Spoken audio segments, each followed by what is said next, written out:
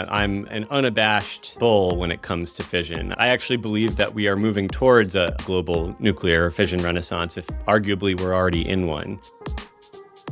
Those plants were designed and built before the computerized spreadsheet.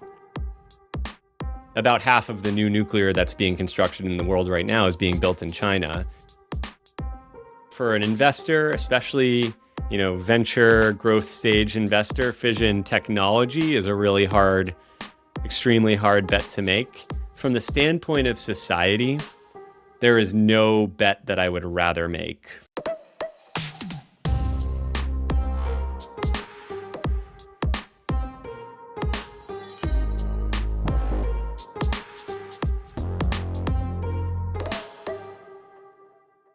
All right, folks, just a bit of context before we start this episode.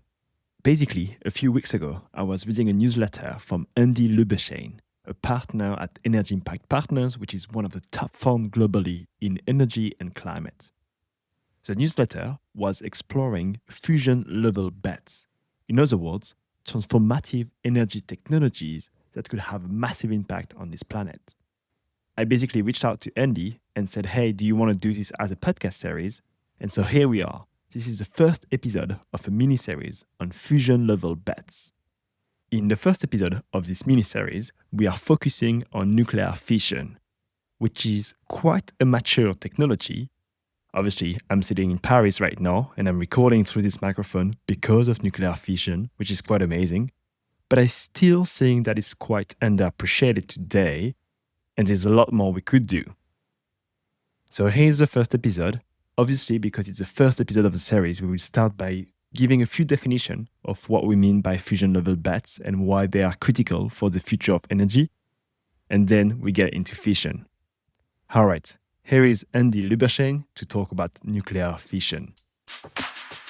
I sat down to write this series because I've often heard people talk about fusion as the holy grail of energy investment or energy technology. It's sort of, I think in the public imagination viewed as the end of history for energy. Like if we had fusion, then we would have basically figured out everything. And you can see why people think that, because fusion is the source of energy that powers the stars and our sun, of course. And so it is this potentially infinite source of energy, or as close to infinite as we can imagine in the universe. And I think stepping back, that got me to thinking about, more broadly speaking, what are the categories of fusion level bets? These like really civilization defining technology pathways or categories one could make in the energy system. And it led me to start thinking that like fusion actually is first of all not the only one of these potentially civilization defining categories. And actually, the more I thought about it, the more I've come to the conclusion it's probably not the most defining of the potential pathways we could go down. So I'm sure we'll talk about that. For sure. And this series is about exploring and kind of almost giving a grade to each of these technologies to try and get to what is the best fusion level bet that humanity can have. When we think about this challenge, and if we take a step back, obviously we're trying to move away from hydrocarbons as a source of energy. What is it that they're doing so well today that makes it very hard to replace? I mean, hydrocarbons are truly amazing, extraordinary resources. And I think that to some extent, many of us in the climate tech world, many of us who care deeply about reducing carbon emissions and trying to manage climate change over the course of the century have at times, unfortunately, underappreciated or underplayed how miraculous hydrocarbons really are. And they really serve two roles for humanity right now. First of all, most obviously, they are primary energy resources. And primary energy is a somewhat technical term. It just means like it's where we get the energy from in the first place, right? And that's the number one role that hydrocarbons serve. And there are three primary kind of categories of hydrocarbon that we extract from the ground: coal, oil, and natural gas, with different cost profiles, but they're all pretty darn cheap, right? Like they are relatively cheap energy resources, coal in particular, natural gas increasingly, especially in North America, given fracking technology, and oil in some parts of the world. and they're super abundant, right? Like the more we go looking for these resources, the more we find.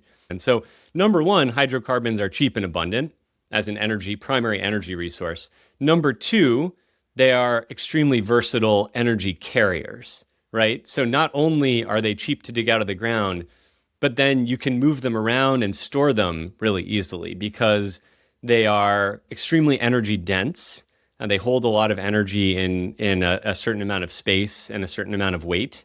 And they're pretty darn stable. I mean, coal you can put in a big pile, right? A big like literal stockpile outside of a power plant or a steel mill, and it sits there, and you do have to manage it, but like it's very cheap resource to store in very large quantities and move around the world and transport. And so the combination of those two things, like cheap, abundant primary energy, really versatile energy carrier, are just friggin' really tough to replace. And as such, I think you have identified 6 solutions that could, replace hydrocarbons in the long term.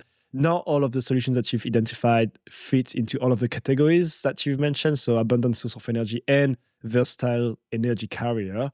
But when we look at those solutions, some of the criteria that we will apply to the scoring, I guess, is one is cost, as you said. Affordability makes it amazing. The second is security. Does it pose a problem for human health? The third is emissions, because obviously the reason why we want to move away from hydrocarbons, besides all of the great characteristics they have, is CO2 emissions. And then it's speed and scalability. Can we deliver a lot of it really fast? So I guess to kick off this series, today we're talking about nuclear energy as a potential fusion level bet. But within nuclear, we have 2 sections, and we will start with fission. I think fission is likely, and I'm French, right? So I'm used to have the big plants all across the country. But it's likely to be one of the most advanced of all of the technologies that we will explore in this series. If you were to try and simplify the fission technology, what is it exactly that we are doing to create energy? Yeah, so fission is splitting atoms, specifically big heavy atoms, which are the ones that we've figured out how to split efficiently and in a way that we can generate energy from here on Earth. So uranium being the primary fuel, enriched uranium that we mine out of the ground. And of course, fission reactions are infamously extremely energetic and potentially volatile, right? We discovered and commercialized, I guess you'd say, activated nuclear weapons before we commercialized nuclear energy for civilian uses. Um, but, fission generates about 10% of the world's electricity supply already today. In some places like France, it's a much higher share than that.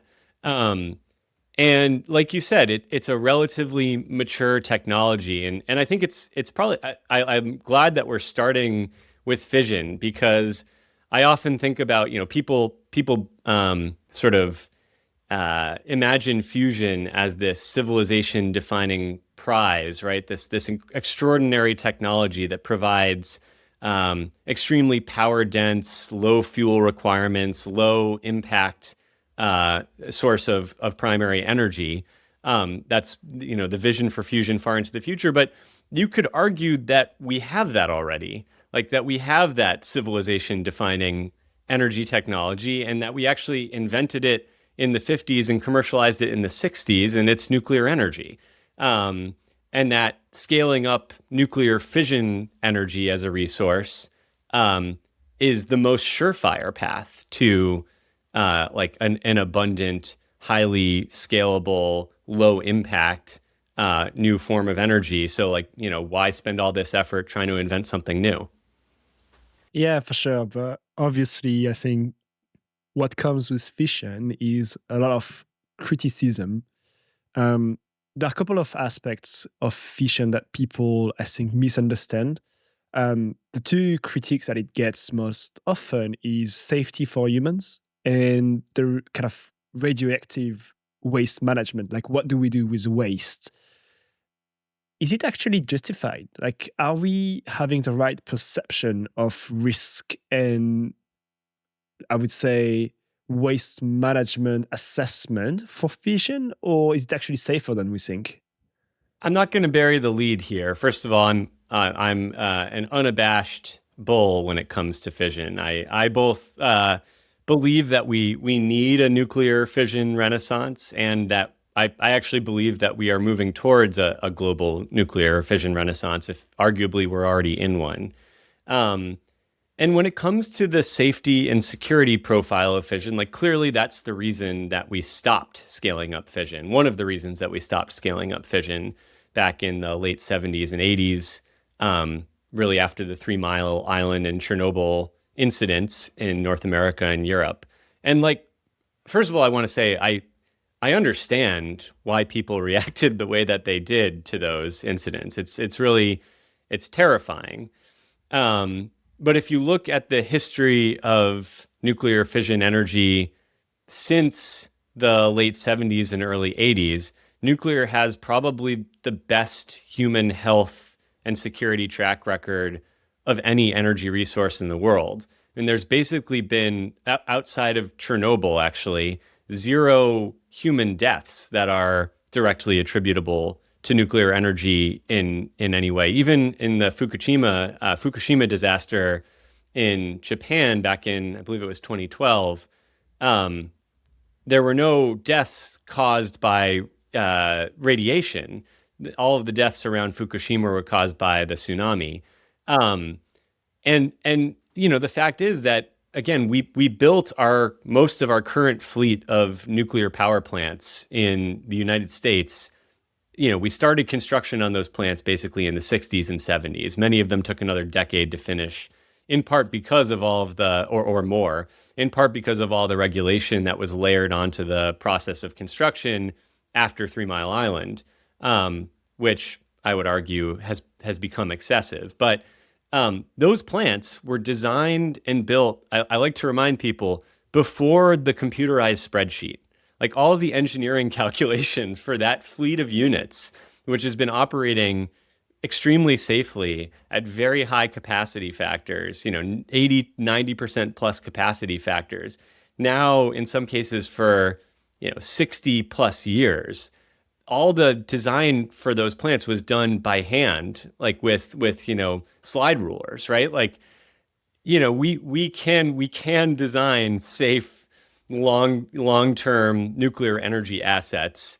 And by the way, the current generation of nuclear technology, the next generation of nuclear fission reactors, what's called Gen III plus reactors, which is sort of an evolution of the light water reactor designs that were commercialized way back when and have been deployed pretty much ever since, are at least 10 times safer probably than all of the power plants that are in existence. So I'm not worried about the meltdown risk. I mean, that to me is relative to the risks of other and trade-offs of other energy resources relatively small and manageable.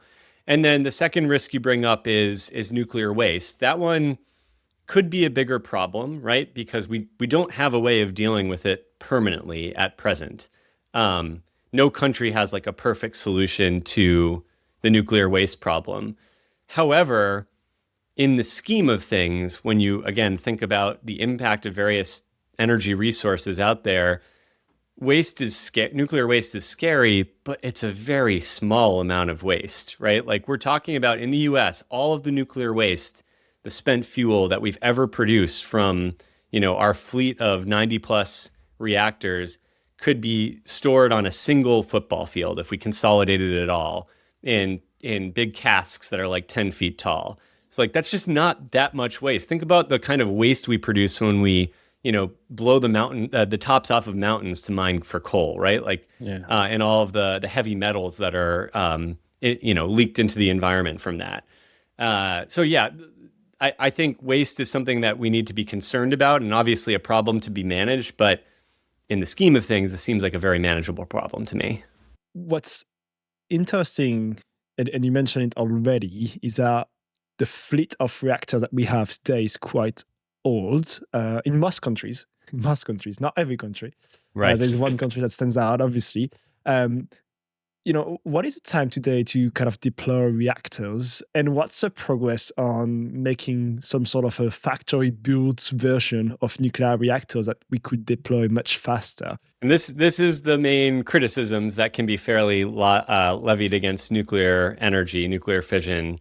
Um, I would say that there's three very fair criticisms, and these especially apply in Western democracies where there has been historically a real fear of nuclear energy among the public, and where the regulatory apparatus is extremely strict, arguably excessive in many ways. Um, is that it's too expensive. It takes way too long to build. And both of those things, the cost and the timelines, are also extremely hard to predict. They're really uncertain. And so there's not only is it just like sheer magnitude of high cost and long timelines, but there's a risk that they'll be more expensive and longer than you anticipate when you start out. And that's been the experience of, the one set of new reactors that we built in the US in the past 40 years, which is the Vogtle units 3 and 4 in Georgia, which, infamously cost more than twice as much as they were initially expected to cost, and took 7 years longer to complete than they were initially expected to take. And there's no way that if all of the nuclear we set out to build were built in that kind of with that kind of profile, it would be a completely non-viable energy resource for society. And so the question is, how do you bring the cost down? How do you bring the timelines back down? And this is where some comparative analysis across geographies is helpful. There was some analysis done last year, a great study on Chinese nuclear power development, and China is building, about half of the new nuclear that's being constructed in the world right now is being built in China. China's been building nuclear power now, for since 2000, but really stepped it up in the last decade. And China has been able to build new plants at roughly the same cost and timelines. That's in the ballpark of a few $1,000s per kilowatt, sort of overnight capex, and then 5 to 10 years. That same kind of profile that we were doing in the United States back in the 70s, and that France did in the 80s and into the 90s. And actually, China has seen some amount of a downward learning curve. Like, China's costs and timelines have improved a little bit over time as they've built more nuclear. And so if you have, I think, the right regulatory regime that obviously puts safety first and foremost, but also prioritizes getting projects built, and the public accepts the need to do that. Like, if you have the right conditions, you don't need crazy new technology. You could build new nuclear power, I think, pretty affordably today. And do we have any estimates of how much of the world's electricity we could produce if fission was deployed at, let's say, 100% capacity? So if we were to use all of the uranium in the world that we have available, how much of the electricity of the world could we produce with fission? People think about fission as this inexhaustible, nuclear fission as almost an inexhaustible resource, right? And that's because the fuel is so extraordinarily energy dense. Like, we talk about how amazing hydrocarbons are as fuels. Uranium is millions of times more energy dense than gasoline or diesel when you're talking about fission of those atoms, right? So you don't need a whole lot of uranium fuel in order to produce a lot of nuclear energy. Even scaling up to double or triple the amount of nuclear power that we have today in the world would require significant new investment in uranium fuel production. And there are multiple steps to that. There's the mining itself, and then there's the refining of uranium, both of which are fraught, expensive, and somewhat uncertain. So I'm not going to say that it's easy to scale up nuclear energy at an incredibly fast rate. The nice thing, though, is one of the very few benefits of nuclear plants taking 5+ years to come online is they are resources that you can start to plan for from a fueling and infrastructure standpoint. And so the world should be able to hopefully invest in, exploration and mining to expand uranium supply and enrichment capacity in, countries where it's safe and secure to do so on the timelines that matter. I'm not an expert in like global uranium resources and how much is in the ground. Um, I had looked up some of those like kind of current state of knowledge, current estimates of global uranium resources um, for this piece. And I'm blanking on exactly how much is sort of like estimated to be out there right now, but you know, again, uranium is not like a crazy rare element in the scheme of the Earth and the universe. And so the question is, you know, at what cost and at what rate we can uncover new resources, as opposed to, I think, like this extraordinarily scarce fuel that we're never going to be able to find more of. What is the path to increase the share of fission as part of the overall energy mix? And if we think from an investor's perspective, and I'd love to hear your take at EAP, like where are some of the opportunities to participate in that value creation for climate investors? Yeah, I mean, the biggest place that climate investors have put capital so far is into advanced or next generation nuclear reactor technology. And I mean, actually, that's been a very robust, rich area of investment for the past 15 years. And I'd say really accelerated like 5 to 8 years ago and has continued since. And, there have been some big, like Oklo that SPACed and is now a publicly traded company and, had a big run up in its share price over the past year. It's come down quite a bit significantly since then. But there's a lot of investor enthusiasm, both in private markets and public markets, about next generation reactor technology. And there's basically two broad categories of next generation reactor technology that are worth talking about, which intersect and overlap. One is smaller reactors, what are often called SMRs or microreactors. SMRs generally as a category you can think of as like 50 to a few hundred megawatts, whereas conventional nuclear power plants are around a gigawatt, or reactor units are around a gigawatt. And then microreactors could theoretically be as small as a few megawatts potentially. And then the other category is what are called Gen 4 reactors, generation 4. And what separates Gen 4 from Gen 3, Gen 2 reactors, which are the ones that are commercially deployed today, is that they don't use water as a coolant and as a heat transfer mechanism. So they use other coolants, gases, metals, etc., which has some theoretical advantages. And there's a bunch of different approaches that are out there, right? Lead, helium, yada yada. And by the way, this is where my technical understanding falls a little bit short. This is not an area I've spent a lot of time dissecting the nuances among different reactor technologies. Some of those also have advantages when it comes to ability to use lower enriched grade fuel. So use spent fuel or recycled fuel rather than the more highly enriched uranium, which commercial reactors need today. And so from an investment standpoint, I think my take on all of that is there is certainly value in, I think, Gen 4 reactor designs in particular, because oftentimes they can be much more compact, have even better inherent safety profiles than even Gen 3 plus reactor technology, which is really, really safe already. And again, may have some advantages when it comes to the fuel cycle.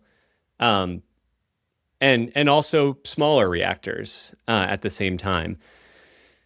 It's a very difficult space to invest in because it's a race that currently has a lot of horses in it, frankly. And at some point we counted it up. There's something like 80, at least somewhat credible next generation reactor companies, private companies that are out there. Not all of those have received a like significant level of investment today. But the thing about nuclear is ultimately my belief is that it's really only possible for maybe one, two, or three reactor designs to be commercially viable in any given region of the world. And by region, I mean like a region as big as, possibly the Americas, right? Or Europe.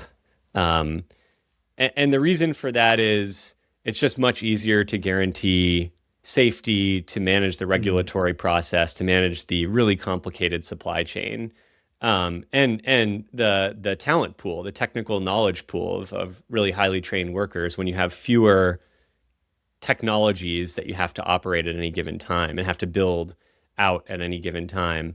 And so this is a winner takes most market, in my belief. And so investing in picking a winner out of 80 in a winner takes most market, not to mention all the other, challenges, capital intensity, technical uncertainty, bridging the valley of death. As an investor, whoa, I mean, like talk about a daunting challenge, right? Have you done any investment related to fission at EIP? So we did make an investment in a company called Elemental Power, and Elemental is our way of, I would say, betting on the race, not betting on the horse, like betting that a nuclear renaissance is coming without picking a specific reactor technology design. And Elemental, the company, the team, they described themselves as a nuclear project development company. And the way, like when I first heard that description of the company, I recall when one of my colleagues, Sam Burston, called me about Elemental to explain this company that he was looking at. I was like, what does that even mean? Like, I know what a wind and solar project development company is and what they do, but like, what is a nuclear project development company? Like, there's never really been a category like that in the past. Like, nuclear projects were, developed either by the government or by, big state-owned utilities or large investor-owned utilities who would then be the owner-operator, not like some independent developer model. And so at first, I'll admit I was somewhat skeptical, but I've become convinced there is a role right now for a company that can partner with large energy consumers like data center hyperscalers, for example, who want nuclear in the long term, with owner operators like electric utilities who will likely be the owner operators of these units in the long term, and then with financiers to advance projects through successive stages of de-risking, starting with basic site selection and engineering feed studies, progressing to selecting a reactor. Elemental happens to be a reactor agnostic development company, so they'll use SMRs. They could help. They could work on a large conventional reactor project if it's the correct thing for their customers, who oftentimes initially are going to be the large energy consumers. They might even select a microreactor technology to try to make progress on. But I think of them as a partner in project development for Mm. that's managing the risk profile of those successive stages of development over time. Definitely not an easy job. The team, when we invested, it was really a team bet, a team that had a lot of experience in project finance for conventional energy projects, as well as deep expertise within the nuclear sector. Um, and really proud to say that I think it was early last year, they announced a partnership with Google to develop 3 sites totaling about 1.8 gigawatts of projects here in the US as their first kind of major customer. So we're excited to see where that goes. For sure. And that could be a completely different episode, would be the role of the large tech companies in that new energy transition. But look, we're getting toward the end of the first part of this series, which is about the fusion level bet. We have to do one thing. We have to assess fission as a fusion level bet according to the scorecard that I've put together, which is very subjective. I'll ask you to score out of 10 on each of the following section. Let's start with costs. Is fission affordable today out of 10? Yeah, I mean, as I mentioned earlier, this is a really hard question because Clearly, if you judge based on the most recent projects in the U.S., the answer is hell no. If you judge based on, I think, what is possible with the right regulatory regime, a level of public support, and government support as well, I think the answer can be yes. I hope the answer can be yes. So you need a number. You need a number. Let's go with five, right? Which is the middle ground. It's provisional. Could get better, could get worse. From a safety perspective, Yeah, so this is where I'll probably be somewhat controversial and say, I would say, 9 to 10. Nuclear is a very safe source of energy. from an emissions perspective, Also, probably a 9 or a 10. There are significant emissions during construction, particularly large conventional power plants pour a lot of concrete, which uses a lot of cement, which is emissions intensive. But over the lifetime, which can span now 60 plus years, it's a really good emissions profile. and who knows, maybe we will be able to get some green cement into it. This would be lovely. From a speed perspective, Speed, even in a good scenario, we're not talking about a few years here, right? I think 7-8 years is optimistic. So I'll probably go with a 3 from a speed standpoint, 2 or a 3 even. It's on the slower side. and then scalability as the last one. Scalability should be very high. I mean, like I said, the challenge is uranium supply. And by the way, I just looked up kind of current supply given kind of currently known and identified uranium resources. It's about 120 years at our current rate of consumption. So if we tripled nuclear energy production, it's about 40 years. But then there's fuel recycling, et cetera. And obviously, I believe that uranium, just like fossil fuels, as we start looking for more of it, we're likely to find more. So anyway, scalability is also high, like 7 to 8, with the hiccups being how fast can we increase uranium supply, fuel. So, as I understand you right now, my guess is that it's worth betting on fission in the long term, but what's your take? I think that, as I mentioned, for an investor, especially venture growth stage investor, fission technology is a really extremely hard bet to make. From the standpoint of society, there is no bet that I would rather make for the future of secure energy supply, growing the world's energy supply and emissions. Like we should have done this 10, 15 years ago, and we wouldn't be in the pickle that we're in today. I love that. Well, thank you so much for this first episode, Andy. In the next episode, we are diving deep into fusion, the reaction that powers the sun. If you're building or investing in climate and enjoyed this episode, please give it a follow on Apple Podcasts or Spotify and subscribe to the newsletter at the link in the description. Also to the Andy's newsletter, which I'll also put in the description. Really amazing work. And as one last thing that you can do, also send it to one friend that still thinks that fusion is the only way out. I think that episode might convince them. Thank you so much, Andy. Thanks, Hugo.